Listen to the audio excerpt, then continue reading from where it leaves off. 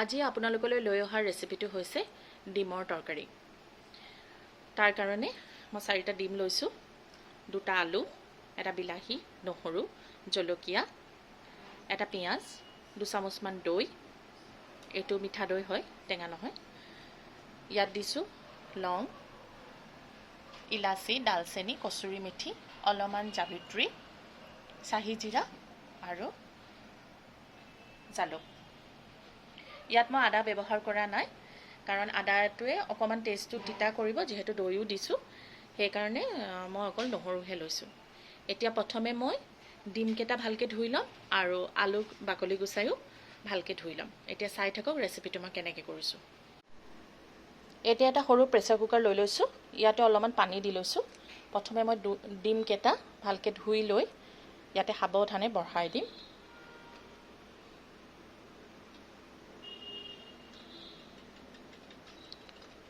আৰু আলুকেইটা মই জোখত কাটি ল'ম, ডিমৰ চাইজতে কাটি ল'ম।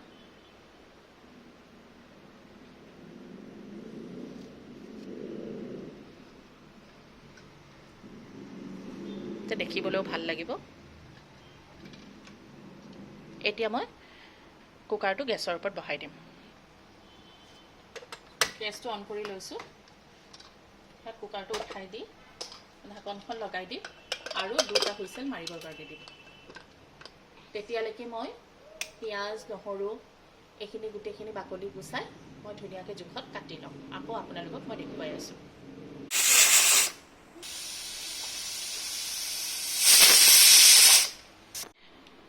ডিম আৰু আলু বইল হৈ গ'ল।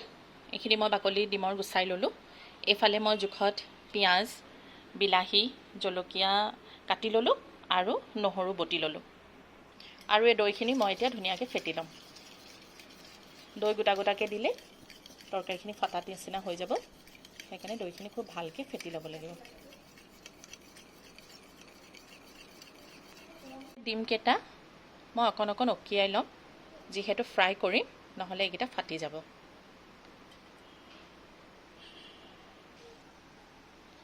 এতিয়া আলু আৰু কণীৰ ওপৰত মই জোখত হালধি লৈছোঁ, দি দিছোঁ। বহুত বেছিকৈও দিয়া নাই।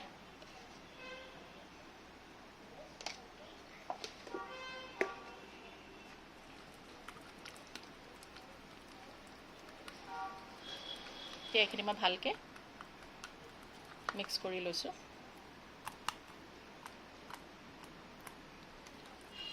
এয়া মিক্স হৈ গ'ল। এতিয়া মই গেছটো অন কৰি ল'ম আৰু এটা তাত কেৰাহী বহাই দিম। গেছটো অন কৰি ল'লোঁ, এটা কেৰাহী বহাই দিলোঁ। এতিয়া ডিম আৰু আলু ভাজিবৰ কাৰণে মই জোখত মিঠাতেল দি ল'ম।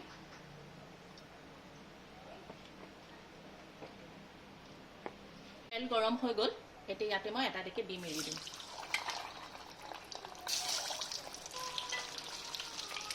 আৰু 2 পিঠি ভালকৈ ফ্ৰাই হ'বলৈ দিম, যাতে এটা ধুনীয়া কালাৰ আহে। এতিয়া মই আলুকেইটাও দি ফ্ৰাই কৰি ল'ম।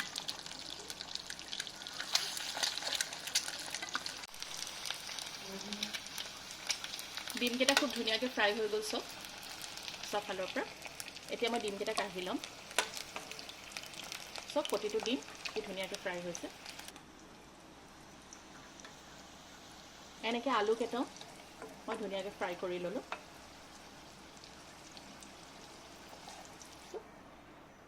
এতিয়া মই পিঁয়াজখিনি দি দিম। কাটি থোৱা জলকীয়াখিনিও দি দিম।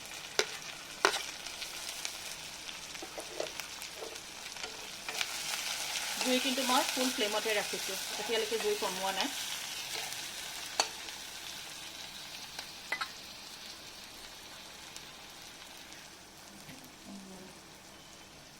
এতিয়া মই গোটা মছলাখিনি দি দিম, কিন্তু কচুৰি মেথিখিনি মই নিদিওঁ। সেইখিনি মই পিছত দিম। বাকীখিনি মই এতিয়া পিঁয়াজৰ ওপৰতে দি দিম। লং, ইলাচি, ডালচেনি, জাভিত্ৰী, চাহি জিৰা আৰু জালুক। এইখিনি দি মই এবাৰ ভালকৈ ভাজি ল'ম। এতিয়া জুইটো মই পূৰা ল' ফ্লেম কৰি দিম। একদম ল' ফ্লেম কৰি দিলোঁ।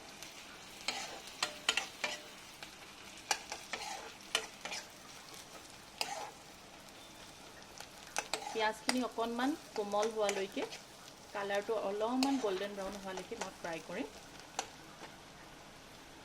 এয়া চাওক, পিঁয়াজখিনি খুব ধুনীয়াকৈ ভাজা ভাজা হৈ গৈছে। এতিয়া মই ইয়াতে নহৰু বটাখিনি দি দিম। মই আদা ব্যৱহাৰ কৰা নাই।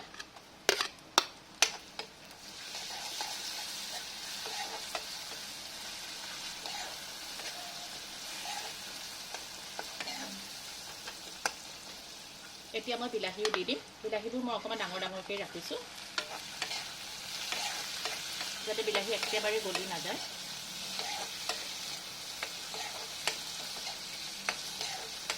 ইয়াৰ ওপৰত এতিয়া মই দিম নিমখ আৰু হালধি।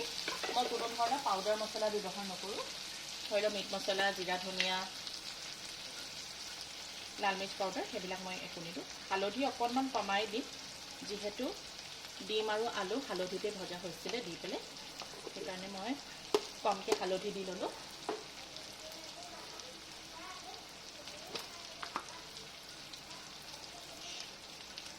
আৰু ইয়াত আধা চামুচমান নিমখ দি দিছোঁ, জোখৰ নিমখ।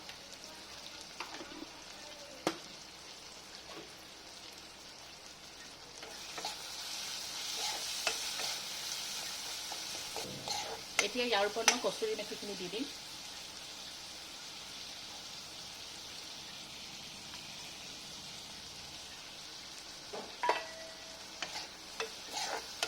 এতিয়া ফেটি থোৱা দৈখিনি ইয়াৰ ওপৰতে দি দিম।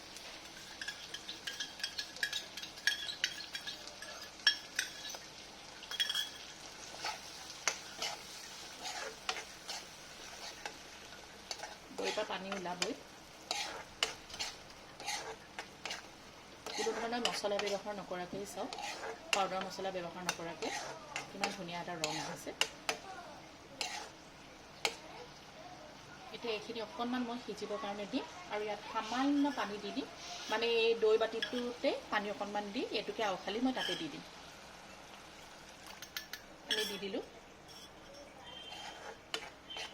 এতিয়া এইখিনি মই অলপমান ভাজ খাবলৈ দিম আৰু মছলাখিনি যিখিনি মই পানী দিছোঁ, দৈৰ পানী, এইখিনি গোটেইখিনি ভালকৈ সিজিবৰ কাৰণে দিম। ইয়াৰ ওপৰত এখন মই ঢাকন মাৰি দিম। এতিয়া পুনৰ ঢাকনিখন 5 মিনিটমানৰ পিছত মই উঠাই চাম। এয়া চাওক কি ধুনীয়া হৈছে। মছলাৰ চাৰিওফালৰ পৰা তেল ওলাই আহিছে।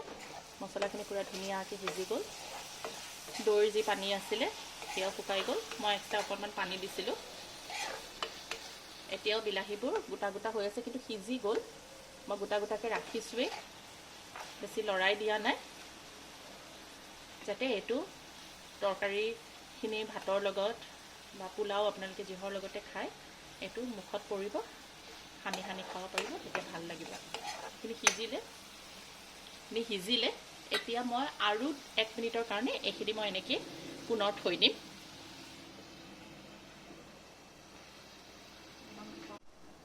পুনৰ 1 মিনিটৰ কাৰণে মই এইখিনি ঢাক মাৰি থৈ দিছিলোঁ।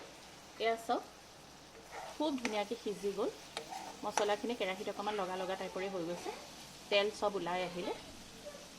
এতিয়া মই আলু আৰু কণীখিনি এই মছলাখিনিৰ ওপৰত দি অকণমান দেৰি এইখিনি মই ভাজি থাকিম। অকণমান সময়, যাতে আলু আৰু কণীৰ ওপৰত ধুনীয়াকৈ মছলাখিনি লাগি যায়। এতিয়া মই জুইটো বহাই দিম। গেছটো হাই ফ্লেমত কৰি দিছোঁ। পুনৰ এইখিনি মই আকৌ এবাৰ লৰাই দিম ভালকৈ। আপোনালোকে দেখিছেই চাগে তৰকাৰীখনৰ ৰংটো খুব ধুনীয়া হৈছে। আলু যিহেতু বইল কৰি ফ্ৰাই কৰি থোৱা আলু, নিসিজাৰ কোনো কথাই নাই। বিলাহীবোৰো গোটা গোটাই হৈ আছে, মই যেনেকৈ বিচাৰিছিলোঁ তেনেকুৱাই হৈ আছে। এতিয়া ইয়াৰ ওপৰত মই গ্ৰেভি কৰিবৰ কাৰণে জোখৰ পানী দি ল'ম, গৰম পানী।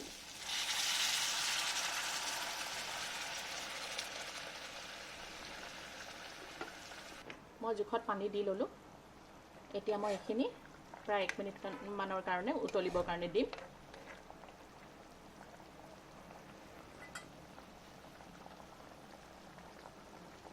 জুই কিন্তু মই হাই ফ্লেমতে ৰাখিছোঁ। 1 মিনিটমান উতলিবলৈ দিলোঁ। এয়া চাওক তৰকাৰী কিমান ধুনীয়াকৈ সিজিও গ'ল, উতলিলে খুব ধুনীয়া ৰঙো আহিলে। এনেকৈ মোৰ ডিমৰ তৰকাৰী ৰেডি।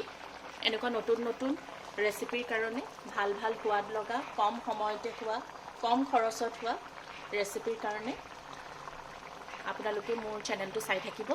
পুনৰ লগ পাম। আজিলৈ আহিছোঁ। এতিয়া মই গেছটো অফ কৰি দিম। মোৰ ডিমৰ তৰকাৰী ৰেডি।